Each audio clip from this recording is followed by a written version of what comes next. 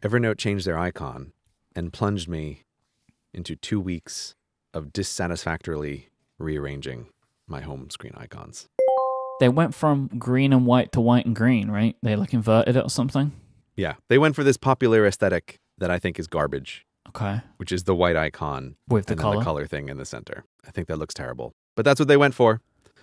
Thanks, Evernote. Let me ask you a question, right? Because I had this in my notes for a different reason, actually. Okay. Do you know that they changed the icon? The actual icon is different? What do you mean? The elephant is different? The elephant is new, apparently. Is it? Yeah. I didn't notice. It's a new elephant. It is ever so slightly more rounded. There was this big article in Fast Company about Evernotes New Branding. Okay. And it brought to me two things that frustrates me about large Silicon Valley companies. Point number one is why do they think that anybody cares about their branding? Like Evernote had an app update, right?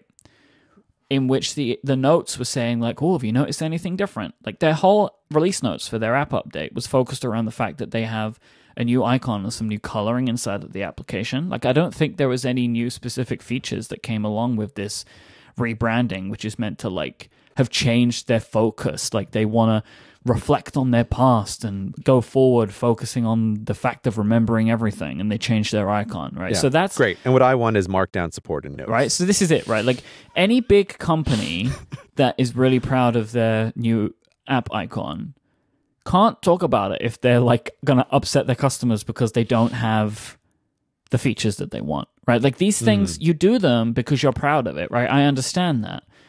But you need to be aware of the fact that you're just going to annoy everyone. Everyone's just going to be really annoyed at you. But the second thing, the thing that annoys me most, I want you to open this article and you scroll down to about halfway through the page. Okay. And you'll see this picture as a photo of a lot of pieces of paper stuck to a wall. Okay. And it's showing all of the different design routes that this company called Design Studio went through when tasked with recreating. Jesus, this is a long article. Where the hell is this? Oh, okay, man. There you go. It's very long. It's very long. Who wants 10,000 words on Evernote's branding? Yeah. Jesus. So if you look at this picture, you'll see like this company went through a lot of revisions, right? Mm-hmm. But like nothing really changed. They got a new typeface, a slightly different serif typeface, right? The word mark. Mm-hmm. And the logo is the same elephant, just slightly rounded. But if you take a look at the wall, you can see they tried a lot of different things, right? Yeah. And this reminds me of Google. Remember when Google redesigned their logo? And like Google's looks more different. But I remember there were these big articles and these big like photos showing like the design agency that they employed to look at it had a bunch of like really drastic changes. Mm-hmm. But the company ends up just going with something relatively simple. And it's like, I just wonder how much money was spent on this.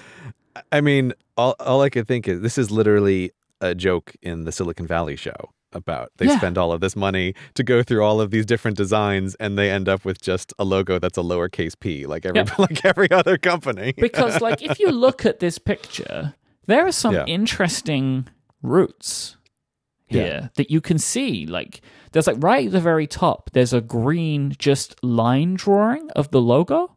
Yeah, it's that I like really that. like. Mm-hmm.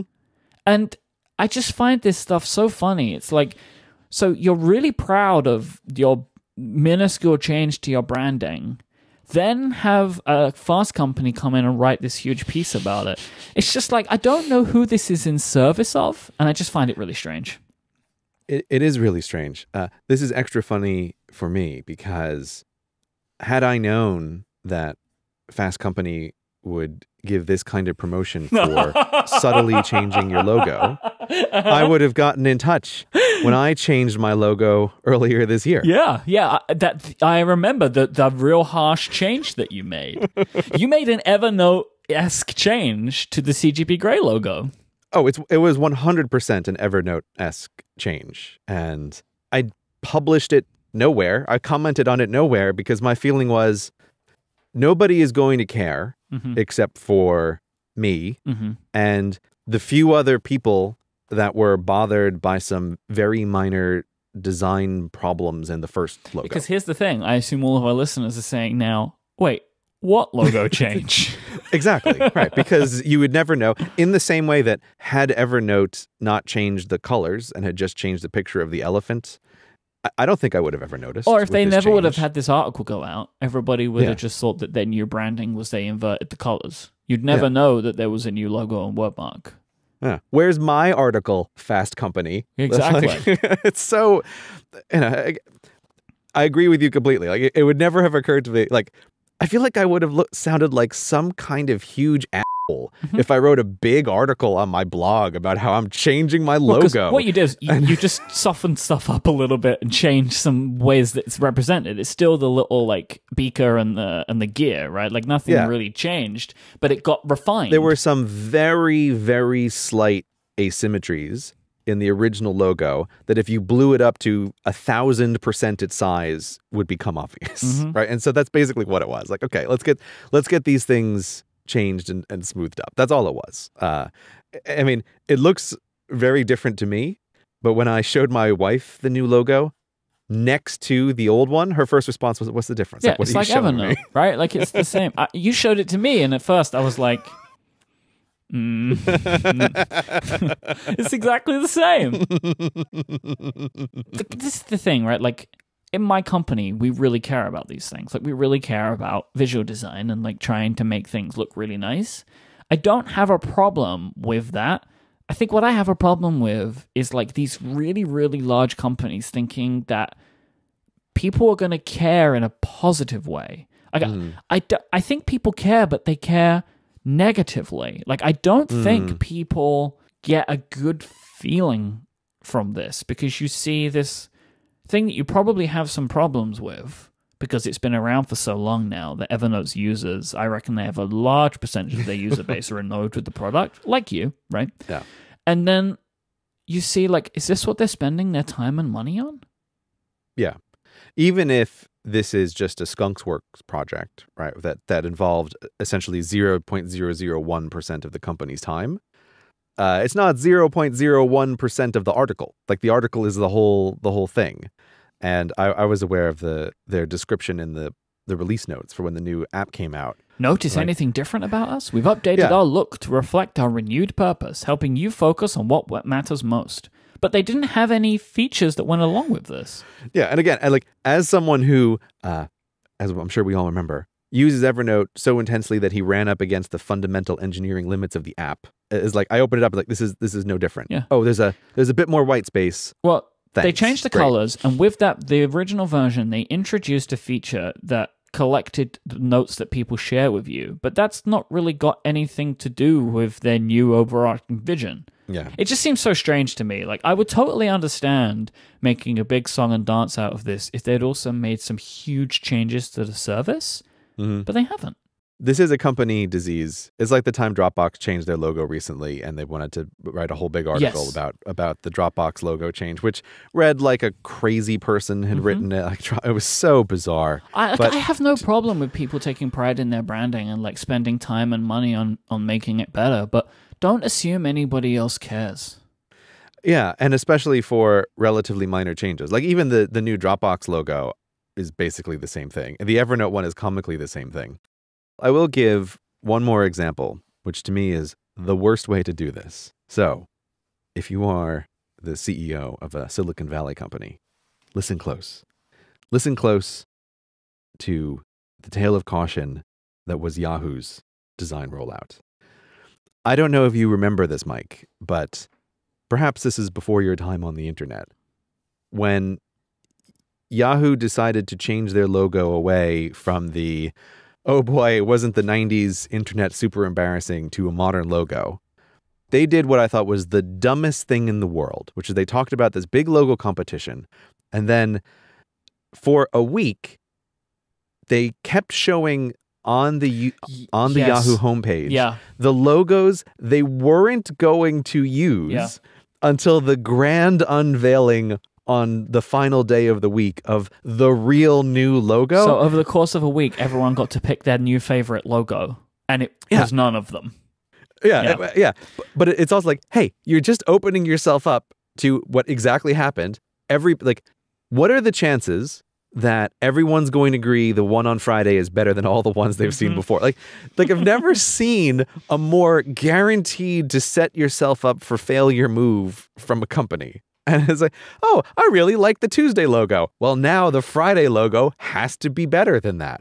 And it can't possibly be because, I've gotten used to the Tuesday logo all day. And then they change to the Wednesday logo and they go, I don't like this at all. And then by the time Friday rolls around, I've already idealized in my head how great that Tuesday logo was. Like I don't know who was in charge of that campaign. That is maybe one of just the most boneheaded marketing decisions I've ever seen. Like it was terrible. Yeah, so what we're trying to say is we're pleased to announce the Cortex logo redesign contest. This is what we've been building to this entire time. So we're really excited to see what people put in the Reddit, for their reimagining of the Cortex logo. Yeah, we're going to pick a winner at the end of the year, but every episode between now and then is going to have some other logo on it, right? How could this go wrong? It sounds like only a winning idea, Greg. Today's show is brought to you by Squarespace. Make your next move with Squarespace because they will let you easily create a website for your next idea or project or event or just about anything else you want to make a website for. Squarespace have every single tool that you're going to need. You're going to want to get yourself a unique domain name, award-winning templates, and so much more, and that is why you need Squarespace.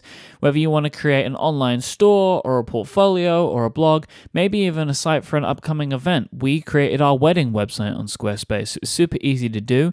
They had wonderful templates which looked great but also had a bunch of information in that we needed, as well as all of the wonderful functionality to allow us to craft something that was perfect for our use. We had the ability for people to submit their menu choices, for example, and it all went into a Google Sheet. Super, super wonderful functionality all built into Squarespace to be the all-in-one platform that you need. There is nothing to install or patch or upgrade. You don't have to worry about anything because Squarespace have got you covered. They have award-winning 24/7 customer support in case you need any help. Squarespace are awesome, trust me. If you have any need for a website now or in the future, go and check them out. Squarespace.com/Cortex. When you go there, you can sign up for a trial with no credit card required.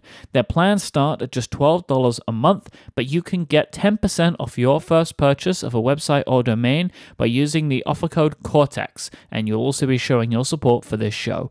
Once again, that is squarespace.com/Cortex and the code Cortex to get 10% off your first purchase. Our thanks to Squarespace for the continued support of this show and Relay FM. Squarespace, make your next move, make your next website. I would like you to sum up the USB-C feedback that we've been receiving. No. My favorite was the amount of times we kept getting told about the fact that USB-C and Thunderbolt 3 were different, even though we 100% addressed that on the show. But only is a symptom of the fact of how confusing it is that even though we spoke about it, people still thought that we didn't speak about it because it is a minefield. Yeah, Myke is looking at some notes that past Gray wrote in the show notes. A Gray of 2 weeks ago that I don't even want to think about because I don't want to get into this minefield. But let me just try to summarize and say that very helpful listeners in the comments brought to my attention what turned out to be one of the fundamental problems with my setup. And it is that the Blackmagic eGPU did not come with a 0.5 meter USB-C/Thunderbolt 3 fully powered cable to screw you, right? To screw me out of spite, or as could be understood, mere cheapness. We could put in a 1 meter one, but instead we're going to put in a 0.5 meter one. No, the reason they did it is because to get the speeds required to use something like an eGPU and an external monitor also plugged into that eGPU, the Thunderbolt 3 spec only supports full speed at 0.5 meter or less long cables. Yep.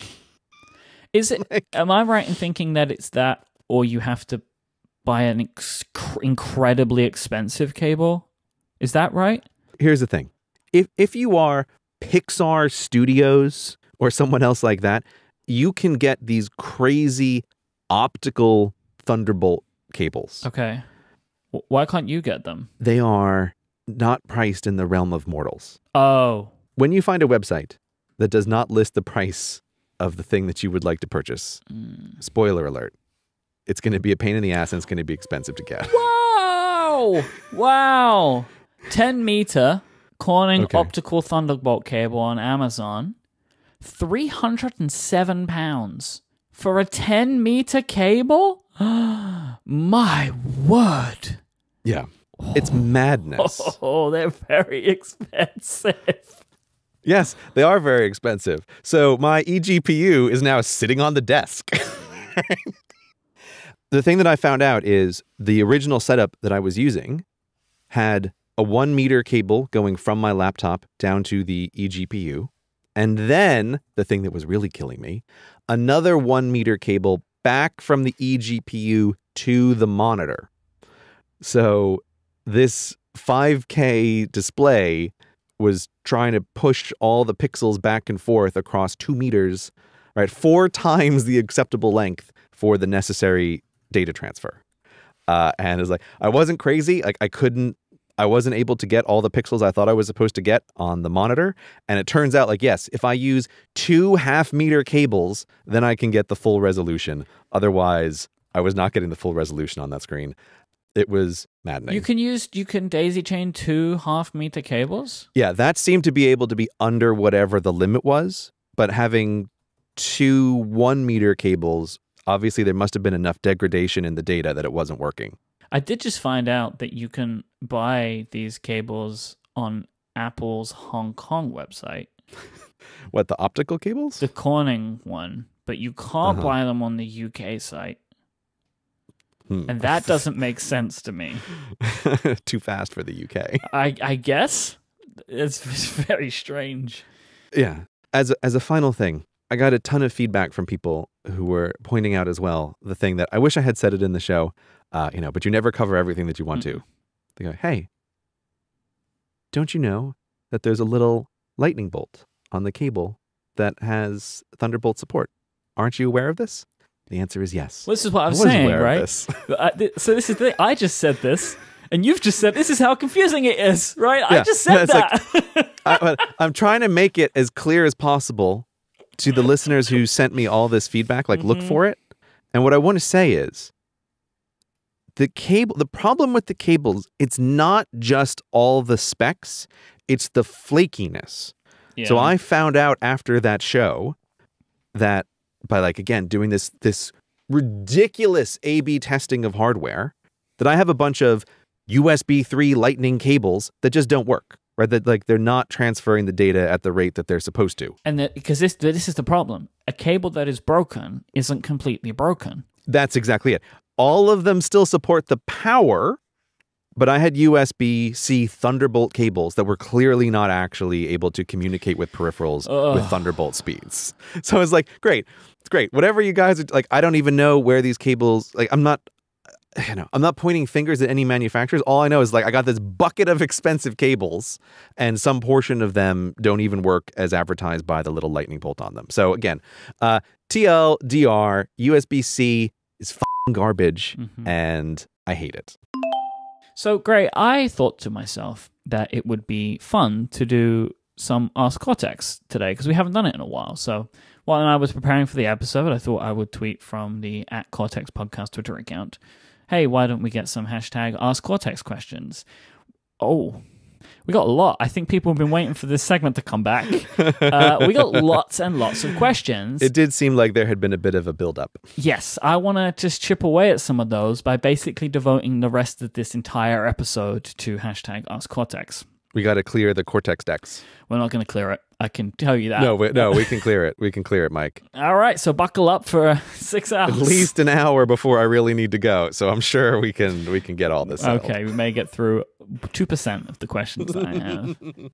All right, then let's kick off hashtag Ask Cortex with this question from John, which is one that I've actually seen a bunch of times, so I think it might be a good one to start with. What, if any, personal budgeting software or tracking do you use? Oh, for personal stuff? Yeah. My wife and I have a system that just uses a spreadsheet, and it's it's something that we have done as long as we've been married. Actually, I guess before we were even married, to split up bills. But we just have it like it's not really complicated, but it's just a basic spreadsheet that tracks like what are all the shared expenses and tallies them up.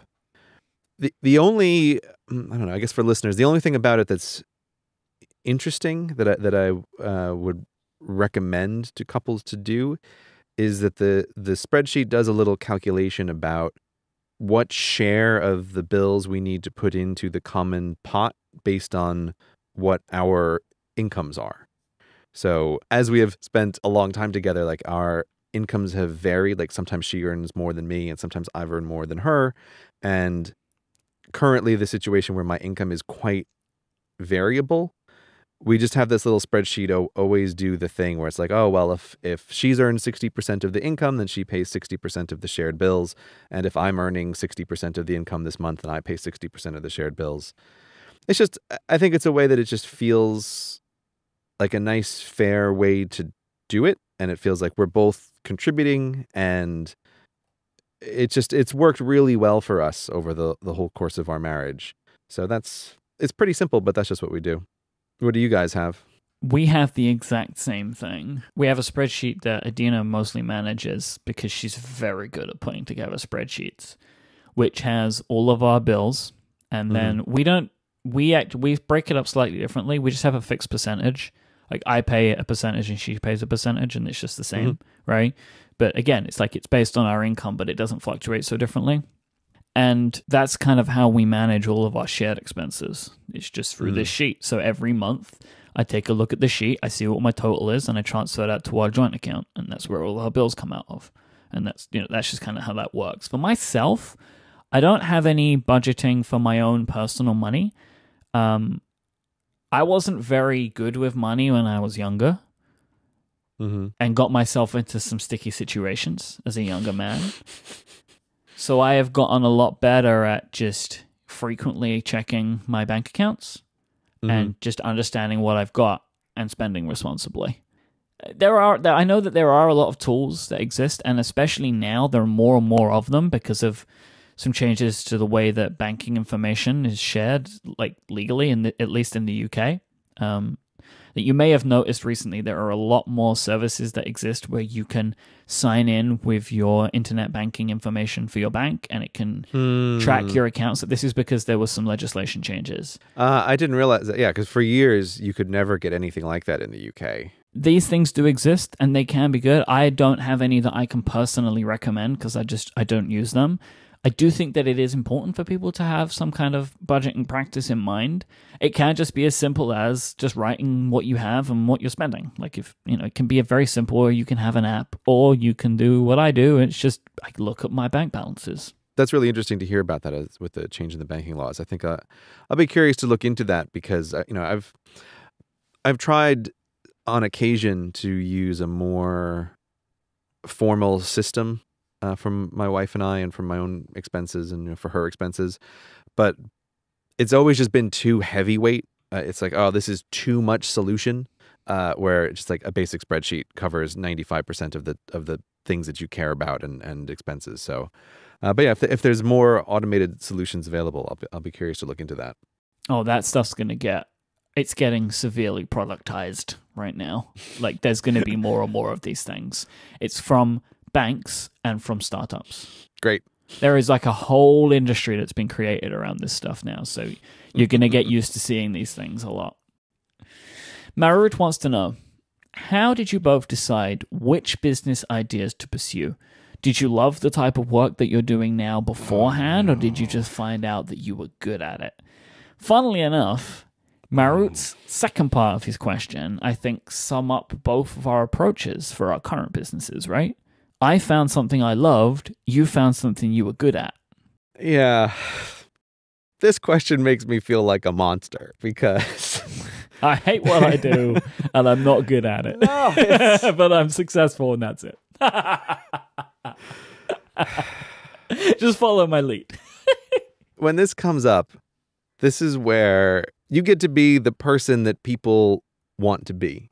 right? You have the clearly winning story, right? Because you had a thing that you loved and you pursued success in that field and you achieved success in that field. Right. And that's what people want. Okay, but now I'm going to argue on your side. I think that your path is the path that people should actually aim to achieve. Oh, no, I agree with you there. People should be more like me. Yeah, I think the world is filled with fools like you. Yes. Yes. Yes. I believe that people can achieve what they want to achieve.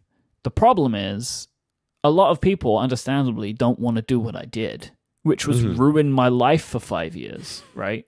Until I got to where I am, because I hated everything about my job because I just had a job that I hated and didn't bother to move because all I cared about was just trying to do what I wanted to do, as opposed to actually maybe trying to find something that was a little bit more comfortable for the work that I had to do to earn money.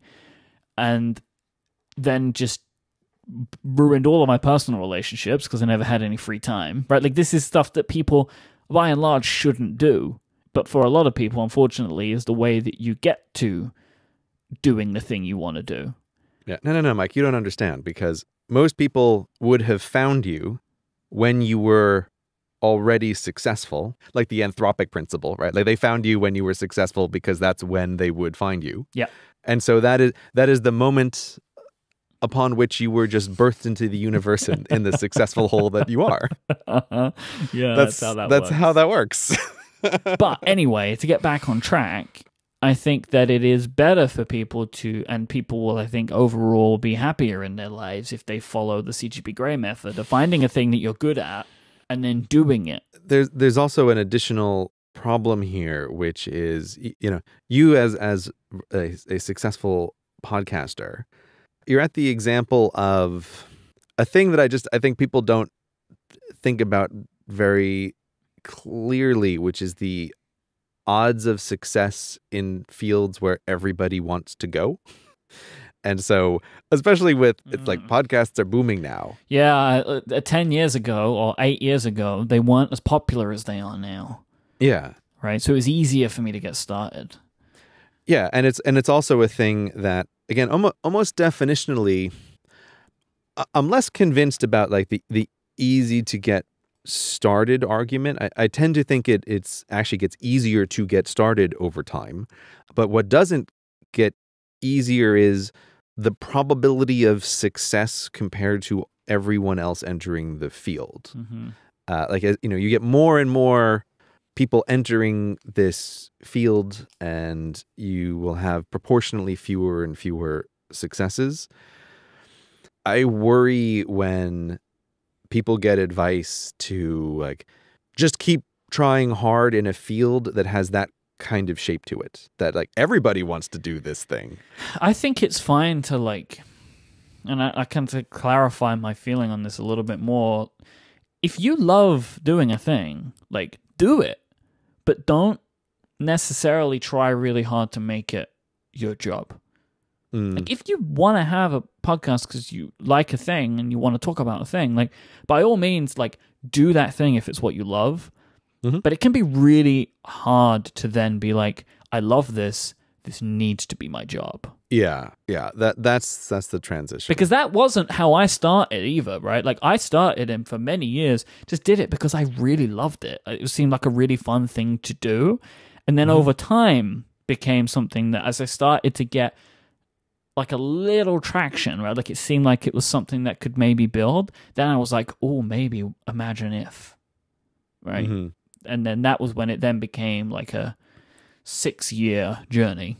Obviously, I think if you're giving advice, I think the CGP Grey path is the more universally applicable advice, which is try to scan the horizon for things that you're interested in, that you might want to develop or see what works. Like, place a bunch of bets on the table and then double down on the bets that work. And you can build up a positive feedback loop on this thing. And it also does have the problem of, again, the perception of the way things work versus the reality of the way things work. So I will say, though, this isn't all I do, right? I also run a business, sell ads. That's a thing that I'm just good at. it's not necessarily my dream. Mm-hmm. I didn't dream that I would sell advertising. But that's actually just a skill that I had, which I built up over years of working in a big company and eventually transitioning into a marketing role. I learned some of the skills of how you talk to people, how you sell something, how you convince someone that this is a good bet for them, right, to take a chance on you, right? Like, I learned these skills working for a big corporation in a marketing department. So then it eventually was like, oh, I shouldn't just do this.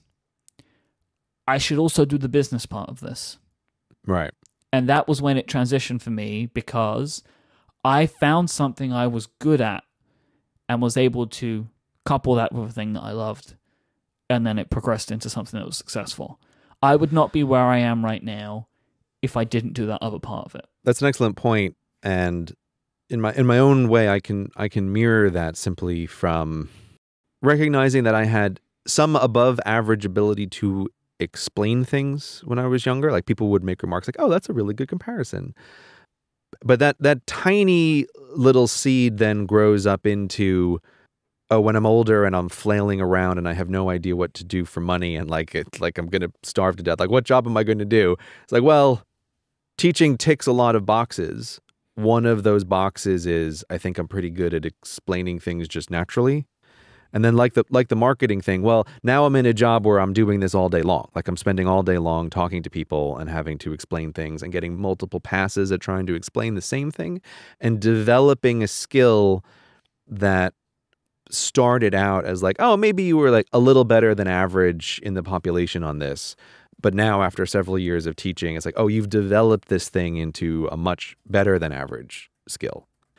And that then, you know, now that you have a much better than average skill, maybe there are other ways to apply this into work that is overall more well-suited to your personality than teaching is. Mm-hmm. But you can take things that you just happen to have a little bit more interest or skill in and develop them over time into things that are beneficial to you. I just want to say, because I always worry about it, it's like, you do need to have in mind very strongly the idea of what is useful or interesting to other people. Like that is really the key feature when you're trying to build something or build a career or build a company or do anything. Is I just very often come across people who are super interested in the thing that they're super interested in, and then naturally assume that everybody else is also going to be interested in seeing them do the thing that they're working on. And you've got to have your antenna up for what is the world interested in, or what does the world want? Marketable skills. Yeah. The world doesn't care about you. Spoiler alert. Like, the world cares about what you can do for it. Mm-hmm. And like, that's, you gotta follow that easy path. Like, don't try to make the whole world care about you. Do something that the world can be interested in or that benefits it. Hello, listeners. I'm speaking to you from somewhere in the mountains. It's good to go to different places, experience different things, get out of the regular rut of your life. But there is one big disadvantage, and that's when you have to be somewhere else. You can't sleep on your mattress, your high-quality Casper mattress that helps you get a good night's sleep. I've been spending the last little while actually sleeping on an air mattress. Let me tell you, air mattresses, they may be portable, but they're not great for sleep. That's why right now I'm searching out this flock of sheep. Hello, sheep.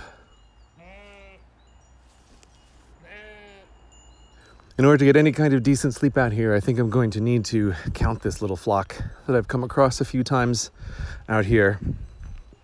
You're just not going to sleep as well if you're sleeping on anything but a Casper. And that's because they're the company focused on sleep, dedicated to making every night just exceptional. You spend a third of your life sleeping. Why would you want to do it on something that's inferior? And I can speak from personal experience. I really do miss my Casper when I'm traveling. You can forget how great your Casper is until you sleep somewhere else and then realize, oh, that Casper, it was unobtrusively, perfectly lulling me to sleep. And now I've got to sleep on some hotel mattress or air mattress somewhere else. It's no good. Casper makes their mattresses so perfect by combining multiple supportive memory foam for a quality mattress with just the right sink and just the right bounce. And because a mattress is such a personal thing, you can try it for 100 nights. They deliver it direct to your door. It unfolds itself like magic. You really need to get one. So you can get $50 off your Casper mattress by visiting casper.com/Cortex and using code Cortex at checkout. That's casper.com. Whoops. Okay, the sheep are coming very close now. I've got to go. Try to get a good night's sleep. All right, let me step in here for the rambling man who's getting attacked by a flock of wild sheep. You can get $50 towards select mattresses by visiting casper.com/Cortex and using Cortex at checkout. Terms and conditions apply. That is casper.com/Cortex and offer code Cortex for $50 towards select mattress purchases. We thank Casper for their support of this show and Relay FM, and I guess one day I hope we'll see Gray again. Mark wants to know, Gray, and I'm actually interested in this, are there any updates to your Mac and iPad setup change since episode 63? And are you planning on buying any new Macs or iPads this fall when hopefully some will be announced? This did actually make me think to myself when I saw this question. I feel like I don't know why you went back to the Mac. I feel like it happened, and we kind of said it happened. Well, you were very upset at that time, Mike. I was very upset. Yeah, I'm not upset anymore. So, like, I have a secondary part of this question, which is, can you sum up a little bit of why you did this, and then talk about, like, if there's been any major changes, and then if you're looking forward to any potential new hardware? Okay. So many levels in this. The first thing is episode 63. I'm thinking, like, am I supposed to know what that episode was? Yeah, I didn't either. I assume this was when you broke the you broke the news to me, I think. Yeah, well, I'm looking in the show notes. Like, I have a diagram of my office in the show notes or something. Like, it's yeah. See, okay. Now you remember. This was when you broke the news to me. Right. Because we were going through your new office setup, and I realized there was no iPad in it anymore, really. And that was when it all came crashing down around me. Yeah. That you'd suckered me in to this multi-pad lifestyle and then just left me in the dust. No, I didn't sucker you in, right? Look, you make decisions at the time that are the sensible decisions. Yeah. But the world is not static. Right? Things change in the world. They sure do. And so you have to be willing to be, as I am, bendable in the breeze. You don't want to be an oak tree. Oh, here we go. You want to be another nonsensical metaphor. Right? You want to be like the grass, blowing with the wind, bending, adjusting with time, not an inflexible oak tree. Not that I'm saying that that's what you are, Myke. Just slight tangent to this. There is a phenomenon where when you say something in a podcast, people expect it to be that way forever, for all time. So that's part actually of who you are. Yeah, I'm not really pushing it back against you. I'm pushing back against this strange idea that, like, you say a thing and then people expect that to be the thing forever. And it's like, episode 63 of Cortex, I don't know who that guy was or what he was talking about. I have nothing to do with him. Like, I'm making decisions for me. I'm not making decisions for that guy. Okay, let me try to answer the layers of your questions. Why did I leave iPad and go to Mac? Is that what we're asking here?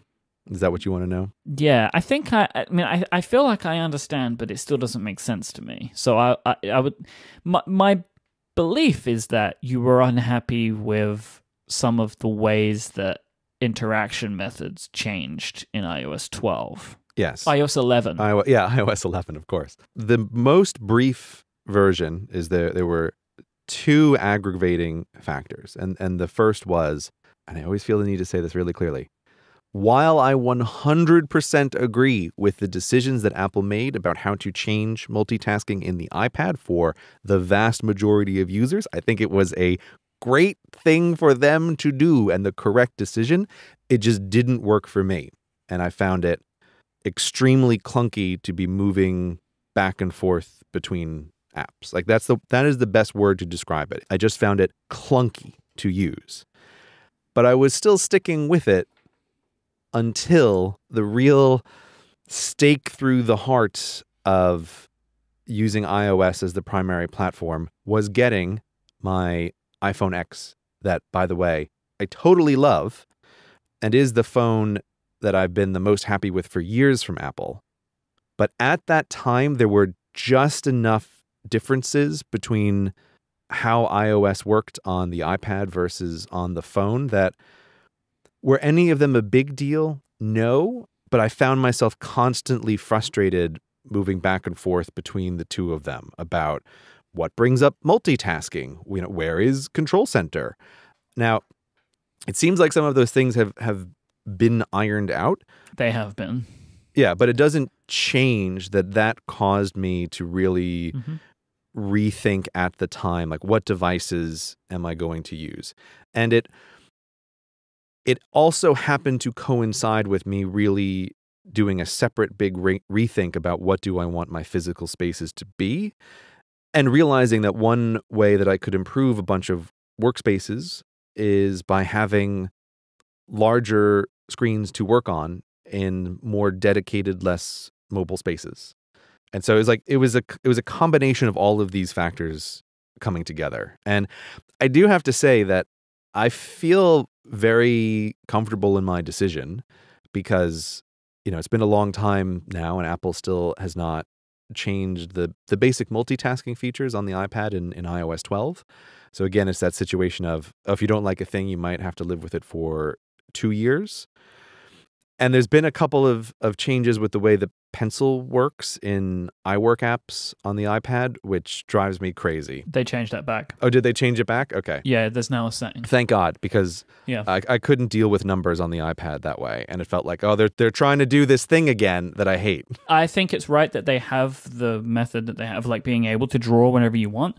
But they have also added in a setting for you to be able to change it back again. Great. Which is great. I'm gonna change that on my devices. But yeah. So anyway, that's what it is. But the big prime killer is the way multitasking work just didn't work for me, and I found like it was getting in my way, and I was doing too much work with the system instead of like on the thing that I wanted to do.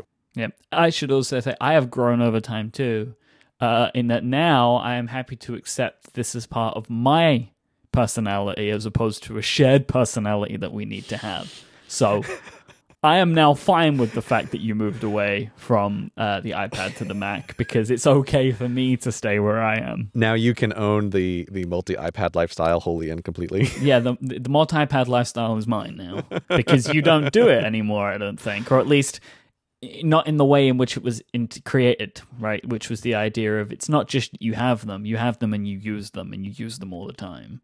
Yeah, so. No. My iPad use has dramatically shrunk to just a couple of particular things. Like it used to be, really, I think, when we started. Right? I think you are now kind of have come full circle, really, in that you have iPads and you use them, but for specific purposes. And then we both shifted to we use them for all the time, everything. Right. And then you have kind of gone back again. Yep. So, do you plan to buy new products this year? Do you think that, well, one, do you want any new Macs? Or the idea of any new Macs excite you? And or these new potential iPads with Face ID and they're going to have bigger screens or smaller physical bodies and incredible new technology. Do either of these product areas excite you? No, I think I'm going to be passing on new iPads for the first time in a long time. Just because my use is so relatively limited. Interesting. I don't feel that this is a purchase that makes sense right now. So I think I'm going to be passing on it, which is a shock. Like it's the first time in a while. I was really hoping out for what I think of as iPad Micro, which would have been the big phone with the Apple Pencil support, but that has been sadly pretty much confirmed as not going to happen. I would have loved that, and I would have used that as like a little iPad Micro, but no. As far as big iPads go, I don't think I'm gonna be doing that. We'll see. Yeah, I never make promises for my future self, but when I think of purchases, it's not like the phone, which is a guaranteed. Like when the new phone comes out, for sure, that's what I'll be getting. So Shivam wants to know, what is one piece of technology that you've acquired in 2018 that has made your life easier? So for me, I've been trying to improve my working posture in different ways. Because I feel like I'm getting some ergonomic impact from the way that I've been using my devices, especially my iOS devices, both my iPhone and my iPad. I think I'm spending far too much time with my head looking down, and I've been trying to find some ways to combat that. And 2 products have entered my life recently which have been helpful, I think. One is an iPad stand called the Tabitha stand, which is a stand from this company, I think they're called Colebrook Bosson Saunders. They're very much a, we will supply your new office with a bunch of equipment company, right? Right. But they do sell some products individually to consumers. And this stand is really nice. It's adjustable to all different types of tablet size. It's got a good weighted base, and I can bring my iPad up to a pretty high height, to kind of like the eye level height that I would want. So I've been really happy with this. Yeah, and I use it with a Magic Keyboard and my Apple Pencil. So if I'm at any desk with my iPad, I can use it, and it's really great, and I've been really happy with it. It makes me feel comfortable to use the device, so I've been happy with that. And a company called Bridge, they make a keyboard product for the iPad Pro to turn it into kind of like a laptop. And they just had a new version came out, and they sent me it. Because I'd had some problems with their first version. Basically, I couldn't get one to reliably work. And they said they fixed this, and they sent me one, and I absolutely love it. So if I don't have my iPad in the Tabitha stand, like if I want to work on the couch, I now have a keyboard that basically turns my iPad Pro into a laptop because it has an adjustable hinge. Man, that is very cool looking. It is really, really good. So I would say, especially considering you are not thinking about changing your iPad Pro, because, I mean, I worry for a company that debuts a new version of a product like 2 weeks before Apple unveils new versions of that product. Yeah. There's a bunch of companies that do that, and I always feel like, ooh, is now the time to debut your iPhone battery pack case? Like, this seems like a bad time to do that. But nevertheless, they have, and I will say, for you, especially because you're not thinking about upgrading, you should get one of these, because it is the form factor is incredible, right? Like turning an iPad into a laptop form factor is wonderful. The keyboard's really good. It has backlighting, very long battery life on Bluetooth, but it's the adjustable hinge that makes it. You know, you can basically go from having it at 90 degrees or like 180 degrees, which is really, really, really nice. I like it a lot. So there are 2 things for my kind of iPad home setup that I've really, really enjoyed. They made a big impact to my kind of working comfort over the last couple of months. I'm going to go with Roomba. Hey, our little friend. Did you see that the Amazon put Roomba on sale like 2 days after our episode went up? I think they did it because their algorithms picked up that people were buying Roombas. I think that's probably what happened. A couple of my friends bought Roombas, so it definitely happened. I've gotten a number of texts related to Roombas. There you go. See, it's Roomba fever sweeping the nation and making it very clean. Andrew wants to know, between the 2 of us, who would be the most capable in surviving a few days in the woods with just a knife and matches? Oh, this is a very different Ask Cortex kind of question. Yep. We get some of these every now and then, and a lot of them are like who would win in a fight and stuff like that, but I like this one specifically. I think I know the answer to this, and I wonder what you think. Well, we're both really ill-prepared for this challenge, I think. Yes, both of us are very, very... I think that's what makes this question specifically very interesting, because we are both wildly mismatched to survive in the woods.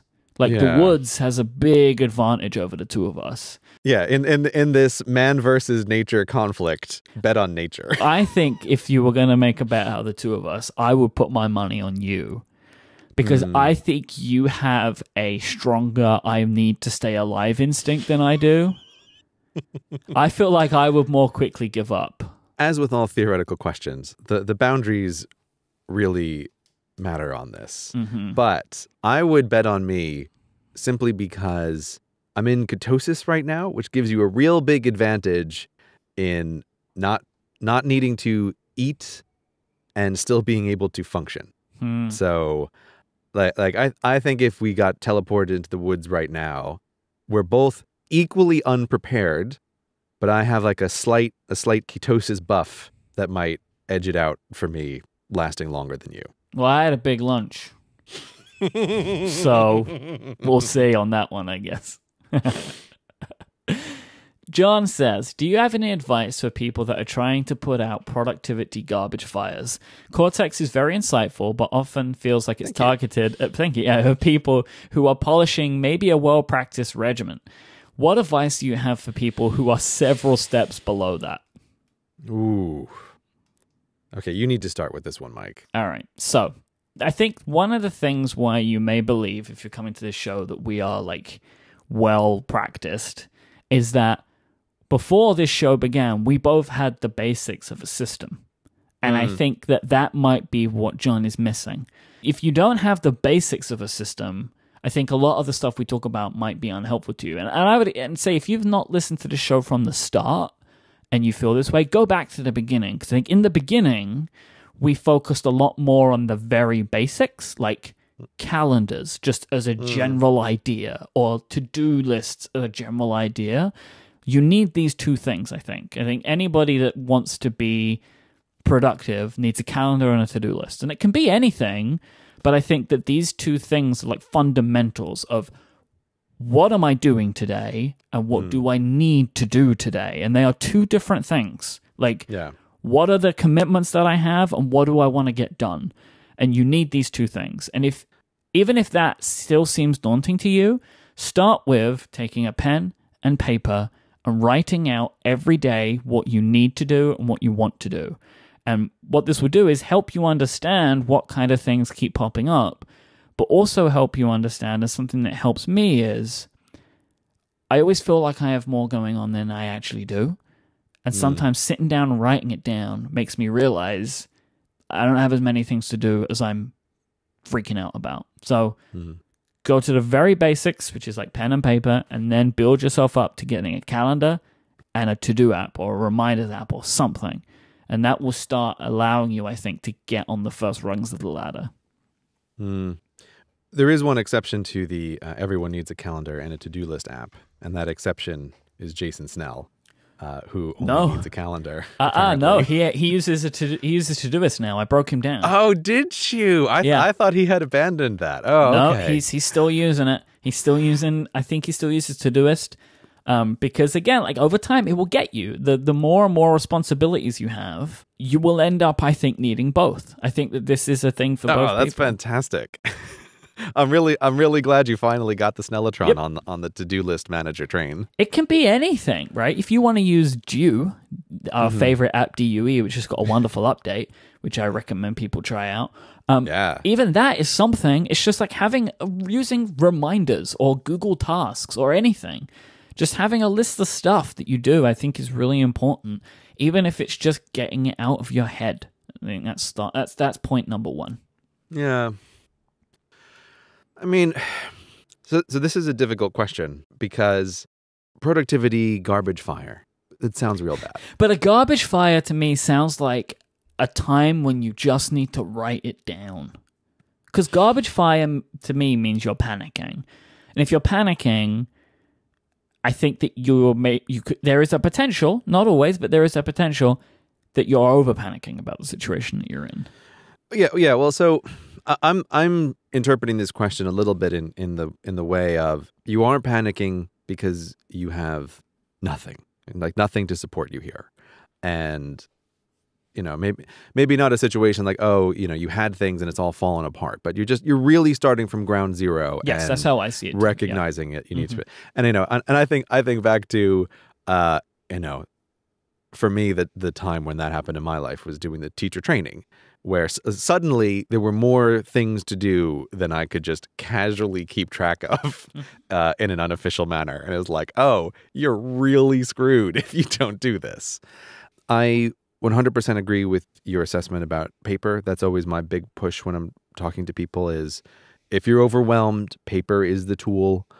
Don't fiddle around with the to-do list managers. Like you don't, especially when you're at the beginning, like you don't even know what you need, and paper is totally fine. Yes, it lacks some features, but that its lack of features is a feature when what you need is focus and calmness. Like just the paper. I'm also going to say that this is going to be hard for some people, but you think about who do you know in your life who is a productive person, like who seems to get things done and executed well and like seems to have their life together. Because if you're really starting from ground zero, I think it helps tremendously to talk to someone who is a productive person. Most productive people are more than happy to talk about what they do. But on top of that, what I think is a real underlying thing about productivity that's hard to recognize when you're panicking is the 80-20 rule, that you can be panicking about a million things, but when you talk them over with somebody else, it's often very easy for another person to see that you are focused on a thing that doesn't matter and you're ignoring a thing that does.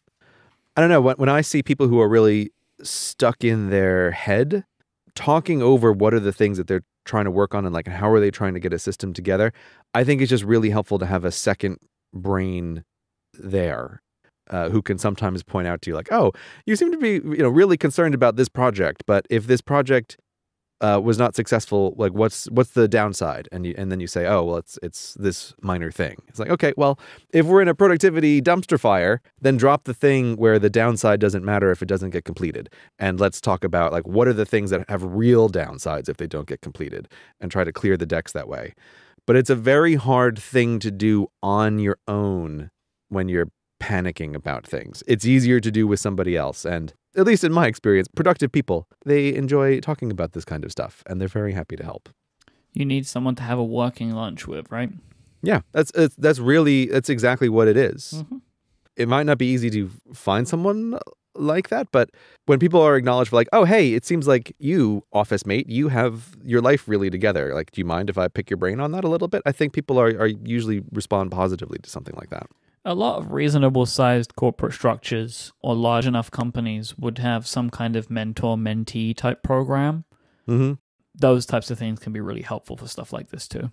Yeah. Which is like a company way of defining some kind of relationship with somebody that you deem to be professionally capable. So that could be a way to find someone like that if you're struggling, and such a thing is available to you. This episode of Cortex is also brought to you by Simple Contacts. It's wonderful when an app can take a tiresome task and make it easy. Isn't that what we're all about on this show? Finding ways to make our time more effective and also using cool apps and services to do it. That is what Simple Contacts is all about for renewing your contact lens prescription. With Simple Contacts, you'll be able to reorder your contacts from anywhere in minutes. All you need to do is complete their online awesome, cool, self-guided vision test. It takes less than 5 minutes to do, and you can do it from wherever you are right now using your smartphone. No more doctor's offices, no more waiting rooms. We're still in the days of summer, we're still in the days of vacations, we're still in the days of beach days and weddings. Aren't contact lenses perfect for those types of occasions, this is what Simple Contacts is all about to help you stock up for the season or just about any time that you're looking for contact lenses. You can order your favorite contacts right from their website or app, and all of the lens brands that you love are right there. Simple Contacts also has options for astigmatism, multifocal lenses, colored lenses, and more, and you'll be able to order exactly what you need so conveniently whenever or wherever you want. Their vision test is just $20. For comparison, an appointment without insurance could cost you over $200. Simple Contacts saves you money and time. But I need to let you know, Simple Contacts does not offer a replacement for your periodic full eye health exam. Simple Contacts is just checking that your current prescription still helps you see 20/20, and they renew your lenses based on that. They're not writing completely new prescriptions or examining your eye health. As a listener of this show, you can get $20 off your first order of contacts. Just go to simplecontacts.com/Cortex20, or you can enter Cortex20 at checkout. That's simplecontacts.com/Cortex20, or use the code Cortex20 as Cortex20 for $20 off your first order. Our thanks to Simple Contacts for their support of this show and Relay FM. So talking about paper, to use paper, you need a pen. Delano wants to know, what is your currently most used pen? Look at that transition there, Myke. It's like I'm a professional. What is your most currently used pen? No, I wanna know yours because it's too difficult for me. So I want to know what you use. We're gonna start with what you use. What is your most used pen? I mean, you won't offend me. It's okay. I don't know. Do I have I've got like a bucket of random pens somewhere in the house that I use maybe once a month, and I grab something out of there. Do they tend to be the same? Like, do you buy just like one brand, like one specific type of pen? Or do you just pick them up from all around the world? This is where you want to know. Yeah, there is. I go into Ryman, and there's one pen that I like. Okay. Well, what does it look like? What brand is it? Pen brand. Pen brand Co. It's silver. Mm-hmm. It's 1 millimeter thick. Okay. Black ink. Yep. It's a ballpoint pen. Okay. That's as close as I can get at this point. Uniball? No. Pilot? Maybe, no. Maybe. I think Pilot. Maybe it's Pilot. Okay. That sounds familiar. It's rollerball, you said? Yeah. Are you sure about that? I'm just asking. Is it rollerball or ballpoint? Do you even know the difference between the two? I thought you were asking me if it's a rollerball or if it's a fountain pen, and I was going to say, well, I know it's not a fountain pen, so it must be a rollerball. And then I'm out of pen technology, right? Because it could be ballpoint, which is different. Maybe ballpoint. Yeah, I don't know. This is I feel very uncomfortable, Myke. That's fine. People will never want to know the specific anyway. I don't really have one pen that I use most. You're doing your rotation thing, right? With the journal, right? Yeah, because I rotate. In my journal, I use different pens every day. And when I write like show notes and scribble stuff down, I'll just grab whatever's around me. I'm very much into a brand called Sailor right now. They make very, very, very good fountain pens at a range of prices. And I really, really like what they make. And I really kind of go in deeper than I should into acquiring Sailor fountain pens. But as kind of the best pen that I can recommend to people on an everyday basis is the Retro 51, which it contains my favorite refill, which is a Schmidt refill, which is really, really good. And so friends of mine, Studio Neat, are making a pen based around that refill as well, called the Mark 1, which is also, I have one of those, and I really like it because I really love the refill. But I recommend people check out like the Retro 51 as a pen, because you can get them in a bunch of different styles, and it's a cool pen, and it has a great refill. You liked it for a little while. Mm-hmm. Yeah, I did. That was the one you had me try. Yeah. And when I'm in a mood where I think I'm going to try to get into carrying a pocket notebook and inevitably failing because it's just like, oh, there's no place in my life for this anymore. But yeah, no, I would agree with that one. I'm curious, can you explain to a layman such as myself, you said the Sailor fountain pens are super nice. Mm-hmm. What makes a fountain pen really nice to you? Like what is the thing in the pen that attracts you? All right. One is design. Okay. Right? So what is it shaped like, and what are the colors? Does it have any special flair to it? Like, I have some that have glitter in the like in the plastic, so they look really cool like that because they're glittery. You know, and I have some that are made with these incredible swirl patterns and stuff like that, or they mix together different materials. You know, so I have some that are made like part acrylic plastic and part metal, or part aluminium, or something like that. You know, so there are many different things. Then you get down to like the writing experience. So like, how does the nib feel for you, right? So when the fountain pen nib, like, is it thin? Is it thick? What do you like on that? Does it feel smooth? Does it feel scratchy? People like scratchy pens. People like smooth pens. Like, how does that feel? And then there's stuff like, how does it feel to hold? So like, how balanced is it? For example, like if you have a pen made out of a couple of different materials, if the heavy material's on the end of the pen, it might not feel right to hold, right? Because then it's going to feel misbalanced. You want most of the weight down the bottom because that's where you're putting the majority of pressure.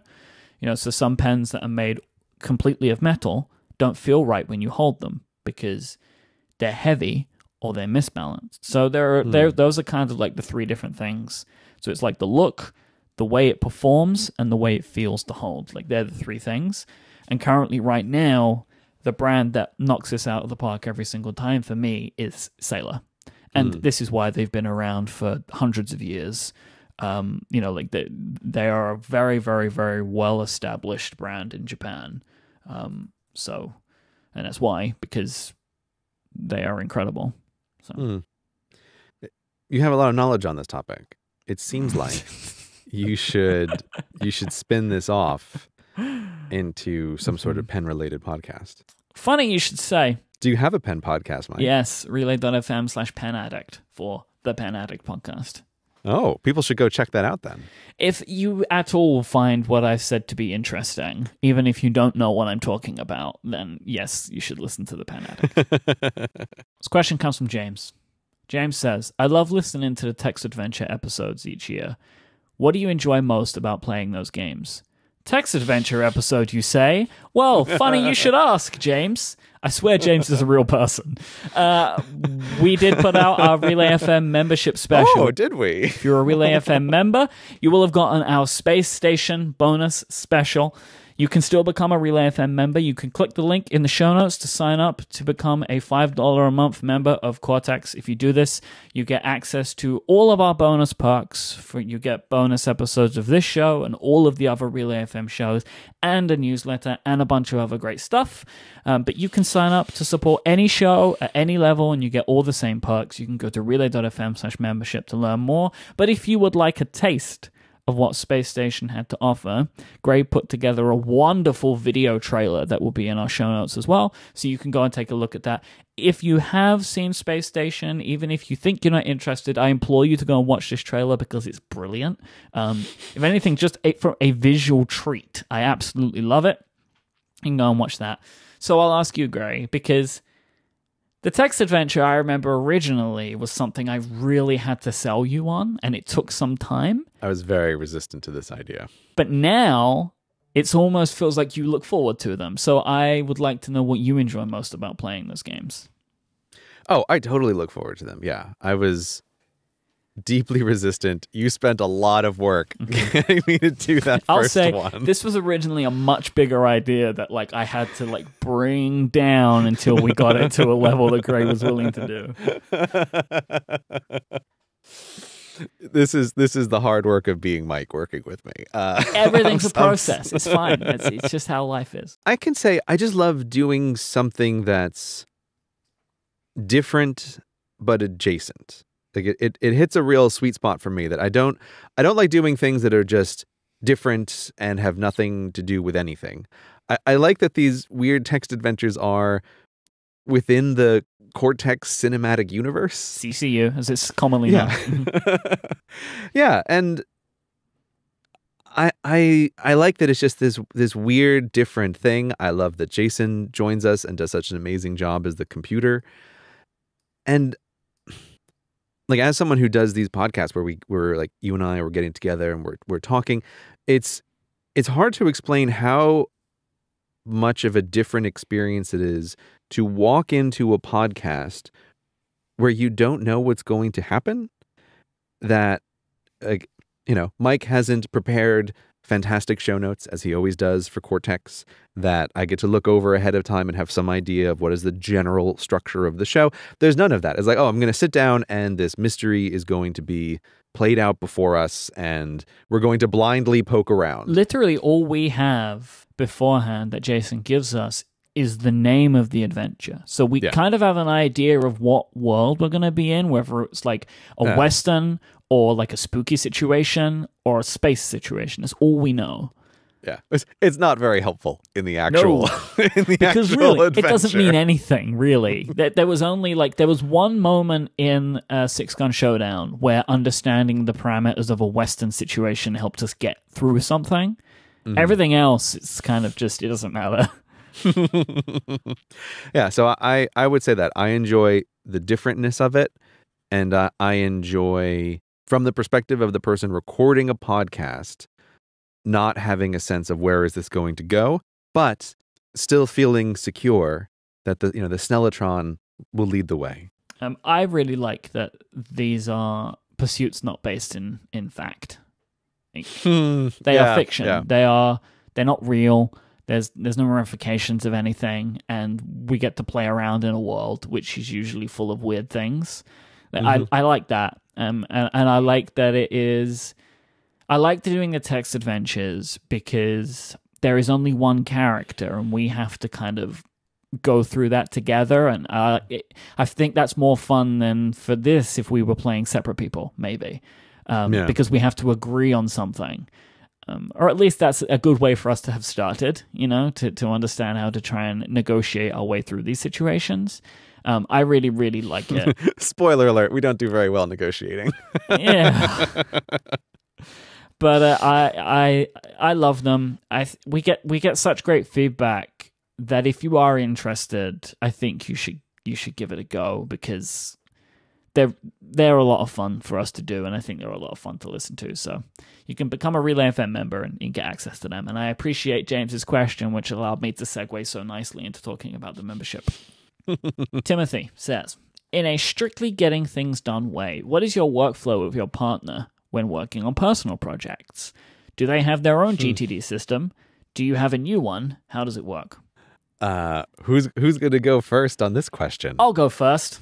Yes. What is the system between you and now your wife? So with me and my wife, Adina, we do not share a system because her system conflicts horribly with my system, in that the way that Adina keeps track of projects is wild to me. What does she do?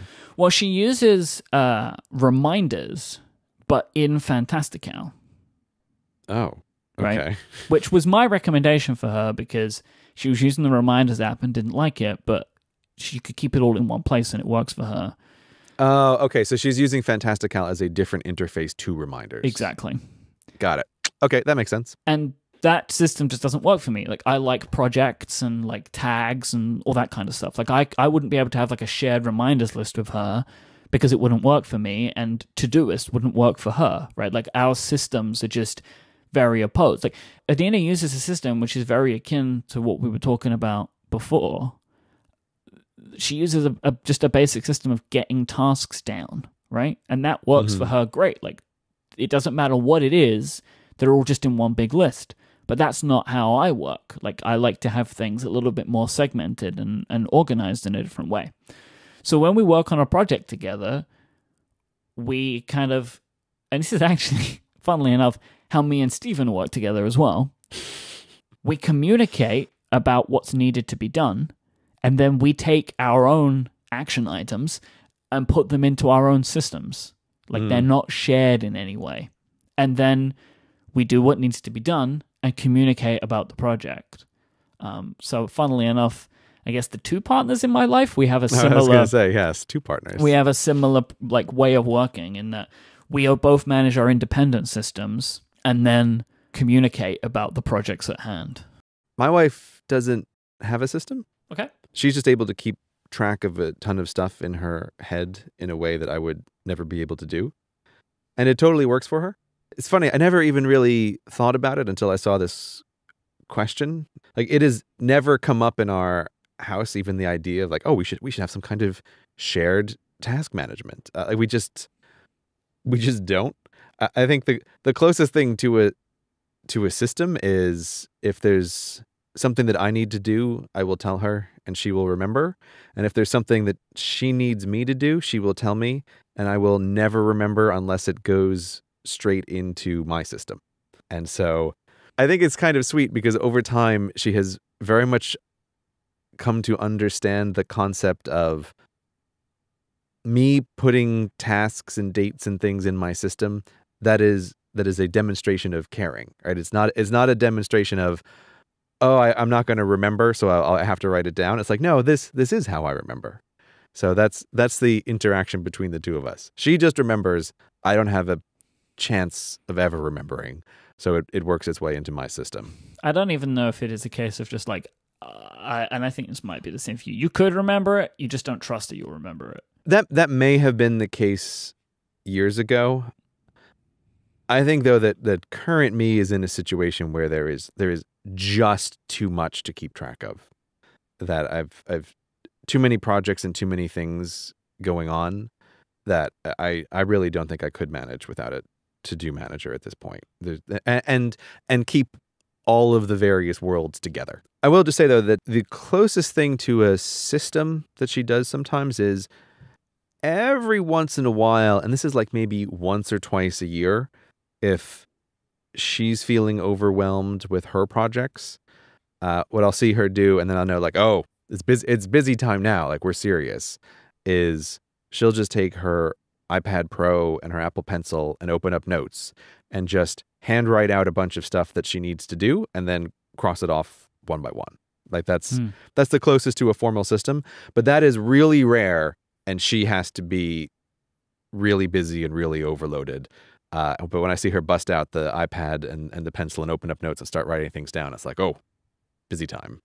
Brian asks, have either of you found any new working games like Threes or Prison Architect that stimulate your brain while you work or podcast? I mean, Myke, isn't this now officially part of your job to find games that you can talk about on one of your many podcasts? Yeah, I just don't know if I necessarily have games that I would put into like the working. So like there are games that I play for work at twitch.tv/playingforfunfm. But that's different to like I'm editing a podcast and playing a video game. You know, they're like different things, right? Because so I would say like something like Stardew Valley, right? Which is what me and Tiff have been streaming a lot recently. It's a perfect game to play whilst working, in my opinion, because it's so chill, right? That you can play it while listening to something, and you can very easily separate the two, right? Because a lot of the time you're walking around and like picking up, like it is a game which is similar in ilk to something like Factorio for you, but you just didn't like Stardew. But I think that there are definite links to those types of games. But I feel like that's one I've spoken about in the past. I did see a game that has just come out, and I don't know if it would fit, but it does look interesting. And it's called 2 Point Hospital. Oh, is that the one that Steam is really pushing? Yes, because I think it's going to be a big deal. It came out like within the last few days. Yeah. Every time I log into Steam, they're like, this is the one you should play, buddy. Because this is like a Prison Architect, right? Like it is you build a thing and manage it. But this is made by people that wanted to bring back the joy of Theme Hospital. Did you ever play those games like Theme Park World or Theme Hospital or something? Did you ever play those? I never did. I was aware of them and they were super popular, but they just never quite crossed my path. What about like Roller Coaster Tycoon? Oh, Roller Coaster Tycoon. That's a different story. There were many roller coasters built. All right, because it's the same ilk, right? Like those games are all like very similar type thing, right? Like, yeah, it's the same idea. I plan to check out 2 Point Hospital soon, like because it does feel like something I might enjoy. Because I did like all those games, but I do tend to like easy mode for all that stuff, right? Like Prison Architect, I like to just build a prison. I don't want to have to deal with like the things happening. Yeah, you don't want to deal with when you alt-tab out to make some edits and then you alt-tab back and everything's burned to the ground. Exactly. That's not my thing. I want to mention a game which I love, which has just come out for the Switch called Into the Breach. Mm-hmm. Have you ever played FTL, Faster Than Light? Oh, yeah. Right. Yeah. It's made by the same developer. Sold. I don't need to know anything else. It's a turn-based strategy game. Uh-huh. It is really difficult, but Yep. really good. Okay. Yep. Sold immediately. FTL is so good. Yeah. So it's on Mac now too. Oh, there you go. Great. It was Perfect. previously just on Windows, but it's on Windows, Mac, and now Nintendo Switch. And the Switch version is excellent. Like they've done a very, very good job with porting the controls, because it felt very mouse clicky to me as a game, like most real time strategy games, right? You're clicking here and then clicking where you want to go or attack, but it works with the Switch very, very nicely. It's one of the better ways that I've seen like a pointer implemented on a console that has analog sticks, like control sticks. The movement is very fluid. It feels like it works very well. It has a when you push forward on the analog stick, the movement of the cursor isn't how it would be on a PC. It moves very differently. It's hard to describe, but it's not like a linear movement. It feels like there's some weight to the movement. Yeah, that pointer to analog stick conversion is always difficult. I was worried. I was worried that this wasn't going to work very well, but it works excellently. So I recommend it on both PC and Switch. So this is such a good game. It is punishing, but addictive. Very, very, very, very good. Have you got anything new? Yeah, I have a new game that I've been playing a lot for podcast editing. It's called Northgard. I wouldn't necessarily recommend it as a Myke game, but I've really enjoyed it. It's technically an RTS, like it's a Viking themed real-time strategy, overhead, build a village and send out soldiers kind of game. But it's done in such a different way that describing it as an RTS is completely inaccurate, because I generally just don't want to play those sorts of games anymore because they're incredible click fests and you have to do things quickly. But the whole pace of the game is just super slow. Like, you expand your territory super slow. There's lots of limits on how much you can build. I don't know. It's very hard to explain. It's like a cross between StarCraft and Civilization and like almost Settlers of Catan, that there's like these limited resources that you can get just in different spots. I don't know. I think it's if you like RTSs, it's worth giving a try, but just go into it knowing that it's a very, very different type of game. And it does a thing that I really appreciate, which is, unlike all of these kind of war games, they actually make it incredibly difficult to field a lot of military units. So winning through military victory is like the hardest way to win. And there's a bunch of other things that you can do instead. Like, I'm just going to research enough technology or do enough trade or whatever. But yeah, it's been a kind of perfect podcast editing game for me. It doesn't move too quickly. It's nice and slow. It's easy enough to switch in and out of for doing edits. So I've really enjoyed it. It's a beautiful looking game. And of course, for anybody who plays the game, they'll want to know which clan I prefer. And Raven Clan all the way. They're the best. I don't think this game would be for me. No, this is not for you, Myke. I 100% don't recommend this for you. Yeah, it doesn't feel like my kind of game. No, this is I give this -3 out of 10 on the should Myke play this game score. Rosemary asks, should I buy a Nintendo Switch? And if yes, which game should I get with it? Important note, I've had RSI issues before. Okay, so here's the thing. Yes, you should buy it, but you must buy a Pro Controller. Yeah. Oh, yeah. Yes. Right? 100%. The Switch is an incredible portable machine. And if you've had problems with RSI, yes, you can play it portably, but for incredibly short periods of time and infrequently. Yeah, just don't. But the other great thing about it being a portable machine is you can still take it everywhere with you. You just got to take a Pro Controller too. That's what I do when I travel. I take the Switch with me and I take a Pro Controller. Like, easy. It's still, you get all the portability, but you just have to carry a controller too, which is not really that much more. So that's how I play it. start with Zelda or Super Mario Odyssey. You're going to love one of those games. Ignore what Gray says. He doesn't know what he's talking about. Most other human beings in the world love one of those. Or get Stardew Valley, or get Into the Breach. I agree. No. Get Mario Kart. Oh, yeah. Okay. Sorry. I forgot about Mario Kart. Get Mario Kart or Zelda or Super Mario Odyssey. Look at those three games. They're very different games. They're very different games that should definitely, one of those will appeal to you. Take a look at all of them. And if they don't, then I can't help you.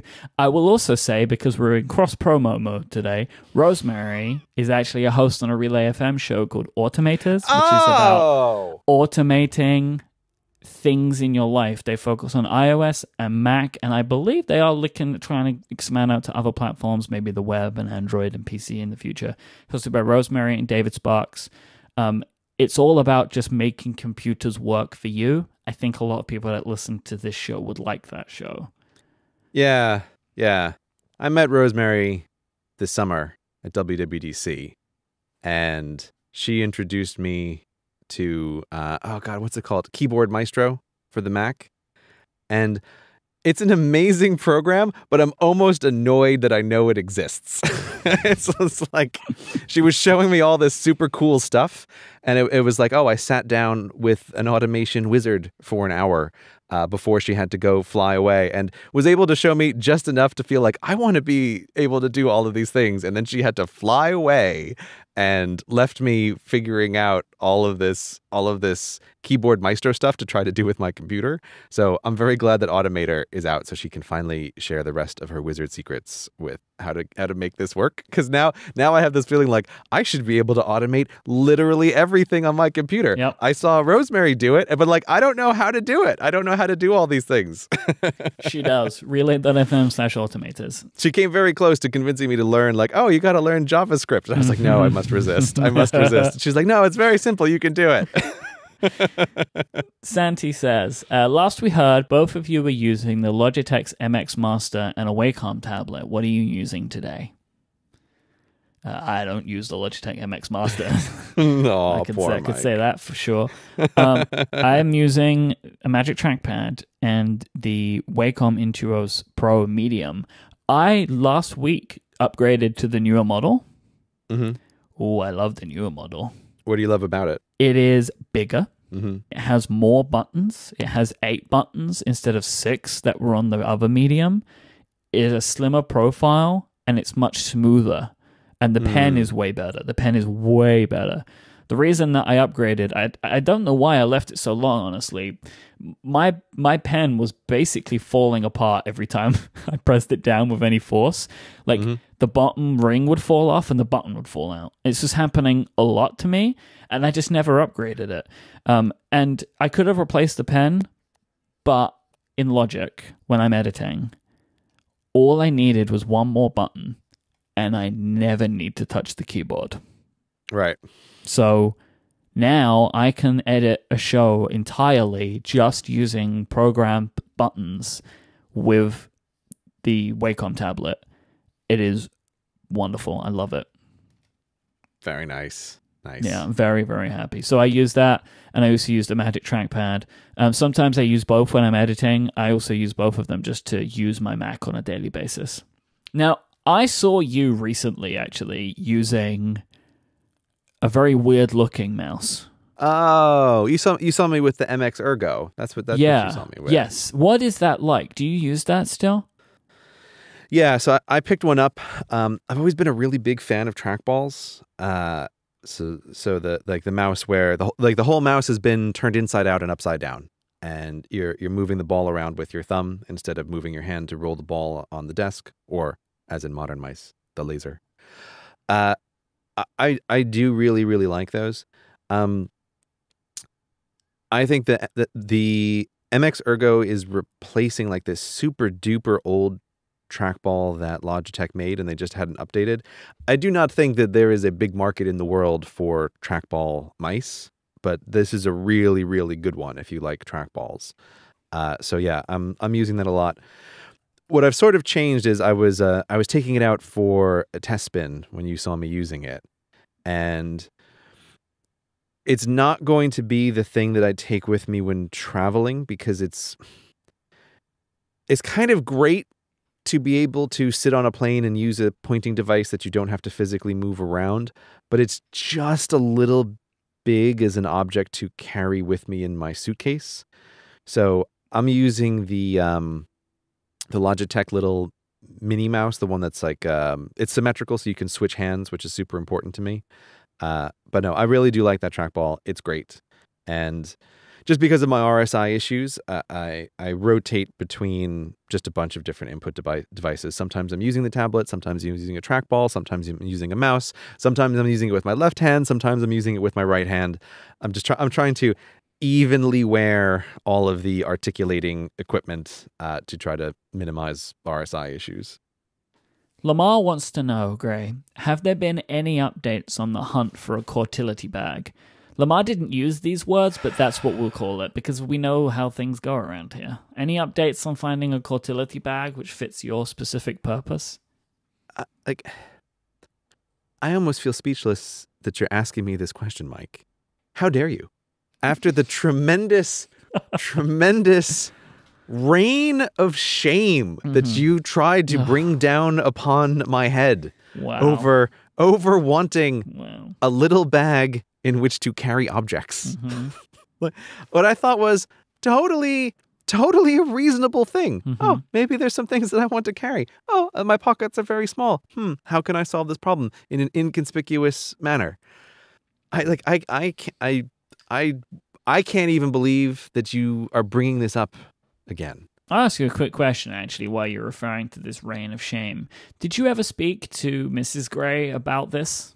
Yeah, no, she's like hard veto. All right, so great. I just wanted to just make sure that, like, you know, you can make it sound like I had something to do with this decision, but you would do this whether I agreed with it or not. If you don't have a Cortility bag, that's nothing to do with me. Oh, it's a lot to do with you, buddy. I'll tell you that. I'll tell you that. Yeah, no, because look, like you started basically like there was like a 6 degrees of separation anti-Cortility bag campaign that you were waging against me. And so my wife found out about the very fact that I was interested in a Cortility bag, not from you. I don't know what you're talking about. Look, all I know is she got some instant messages from people who weren't you, but had found out about this ruckus that you're kicking up. And there was a hard veto on a Cortility bag being added to my everyday wear. I'm still putting the blame 100% on you. Okay. I was hugely dispirited after that episode and sadly just gave up my search for a Cortility bag. But I'm not letting this rest. This dream is not dying. I just need to regroup a little bit on this one. I'll find a solution. In the meantime, you became a man of pockets. Is this something you really want to bring up now, Myke? We've spoken about this. Is this something that you want to do? Because you teased the fact that you were wearing a pocket shirt that you thought I didn't notice when we recorded in person, but I definitely did notice, but I didn't want to bring attention to. Well, how am I supposed to hold things without pockets? I don't understand, especially during the summer. There's so many things to hold during the summer. You got to put them somewhere, Myke. Did you take a lot of pictures with that camera you wanted? I've had enough of this conversation. Okay.